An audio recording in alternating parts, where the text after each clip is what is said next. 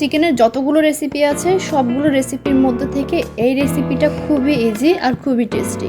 আসসালামু আলাইকুম everyone, this is Nusrat and welcome back to my channel my রান্নাঘর। আমার আজকের রেসিপিতে থাকছে চিকেনের খুবই মজার একটি রেসিপি, চিকেন ঝাল fry. So let's go to my kitchen, my রান্নাঘর। তো ফার্স্টে যেটা করব, চিকেনটাকে ম্যারিনেট করে নিব। আর তাই চিকেন নিয়েছি 800 গ্রাম। চিকেন ম্যারিনেশনের জন্য ফার্স্টে দিচ্ছি টমেটো কুচি, পেঁয়াজ কুচি। এখানে আমি মাঝারি সাইজের 2টা পেঁয়াজ ব্যবহার করেছি। আর তারপর লাগবে স্বাদ অনুযায়ী লবণ, হলুদ গুঁড়ো 1 চা চামচ, মরিচের গুঁড়ো ঝাল অনুযায়ী, ধনে আর জিরা গুঁড়ো একসাথে পাউডার করে নিয়েছি, সেটা দিয়েছি 1 চা চামচ। আর মুরগির মাংসের মশলা 1.5 চা চামচ। টক দই দিচ্ছি 2 টেবিল চামচ, আর এই দইটাকে আগে ফেটিয়ে নিয়েছিলাম। তো তারপর লাগবে পোস্ত বাটা। এখানে আমি 800 গ্রাম চিকেনের জন্য 1 চা চামচ পোস্ত বাটা ব্যবহার করেছি। আর সবশেষে লাগবে আদা রসুন বাটা। এখানে আদা বাটা আছে 1.5 চা চামচ, রসুন বাটা আছে 2 চা চামচ। তো সবশেষে চিকেনটাকে মিক্স করে নিয়ে রেস্টে রাখবো 1 ঘন্টার জন্য। তো এখন চিকেনটাকে কুক করব, সেজন্য প্যান বসিয়ে রান্নার তেল দিয়ে দিয়েছি। এখানে চাইলে সরিষার তেল ব্যবহার করা যাবে, আমি সয়াবিন তেল ব্যবহার করেছি। তেল একটু গরম হয়ে আসলে ম্যারিনেট করা চিকেন দিয়ে দিচ্ছি।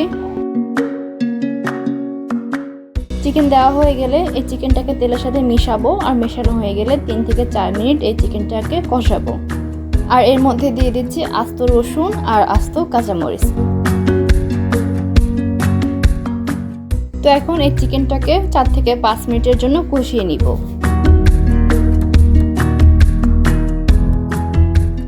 4-5 মিনিট চিকেনটাকে কষিয়ে ঢেকে রেখে দিব, যতক্ষণ না চিকেন থেকে এক্সট্রা পানি বের হয়ে আসে।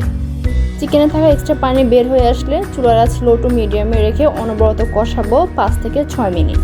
5-6 মিনিট কষানোর পর যখন দেখবেন তেল একদম বের হয়ে আসছে আর পানিটাও একদম শুকিয়ে গেছে, তখন চিকেনটাকে কুক করার জন্য পানি দিয়ে দিব। আর এই পানিতে চিকেনটা কুক হয়ে যাবে, আর কোনো পানি দেওয়ার প্রয়োজন নেই। তো পানি দেওয়া হয়ে গেলে একটু মিশিয়ে নিচ্ছি। তারপর বলক আসা পর্যন্ত চুলার আঁচ একদম হাইয়ে রাখতে হবে। আর যখন বলক চলে আসবে তখন চুলার আঁচ লো টু মিডিয়ামে রাখবো। তো এই তো চিকেনে দেওয়া পানিটা সম্পূর্ণ শুকিয়ে গেছে, আমি একটু নেড়ে চেড়ে দিচ্ছি। পানি এর থেকে বেশি শুকানো যাবে না। তো একটু সুন্দর ফ্লেভারের জন্য ধনের পাতা কুচি দিচ্ছি। আর সবশেষে একটু পেঁয়াজ ভাগার দিয়ে আমি নেড়ে চেড়ে মিশিয়ে নিব। তো নেড়ে চেড়ে মেশানো হয়ে গেলে রেডি হয়ে যাবে চিকেন ঝাল ফ্রাই। খুবই ইজি একটা রেসিপি, আর বাসায় থাকা কিছু মশলা দিয়ে আমি এই চিকেন ঝাল ফ্রাইটা তৈরি করেছি। তো বাসায় এভাবেই ট্রাই করুন, খেতে ভালো লাগবে। আর কিছু দিব না, জাস্ট চুলাটা অফ করে রান্না শেষ করব।